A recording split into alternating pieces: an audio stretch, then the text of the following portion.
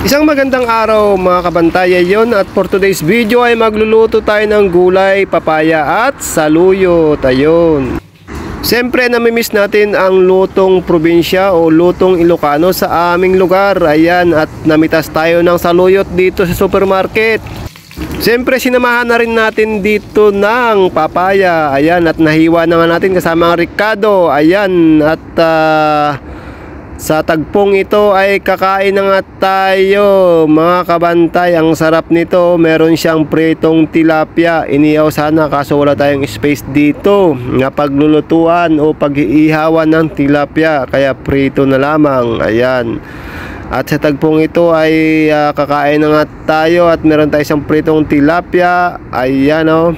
Ang sarap humigop at may sausawan tayong bagong at kalamansi, sili. Ayan, pero bago yan ay magpasalamat muna tayo sa ating Panginoon sa lahat ng biyayang ipinagkaloob niya sa atin sa araw-araw, at siyempre at patuloy na pag-iingat ng bawat isa.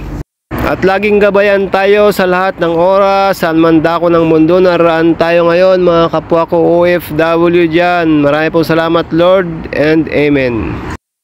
Ayan, sarap nga humigop ng sabaw. Ayan, simple lamang ang pagluluto nito. Pwede natin lagyan ng santol o kaya dahon ng sampalok o kaya bunga, mas masarap.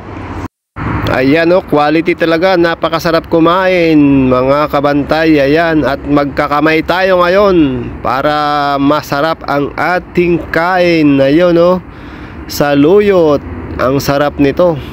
Tapos meron tayong pritong tilapia. Ayan. Ayun, kain tayo mga kabantay.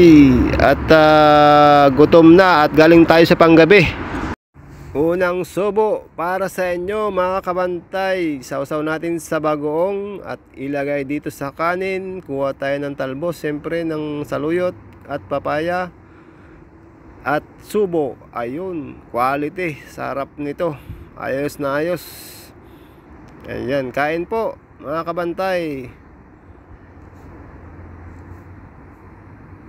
Sarap kumain pag gutom. At may gulay tayo. Siyempre minsan-minsan ay mag-gulay-gulay naman tayo para malusog. Ito nga pala ang ginawa nating pagluluto. Ayan o, tignan nyo, ang sarap po. Mayroong isang tilapia. Ayan, medyo nakon nga lang tilapia.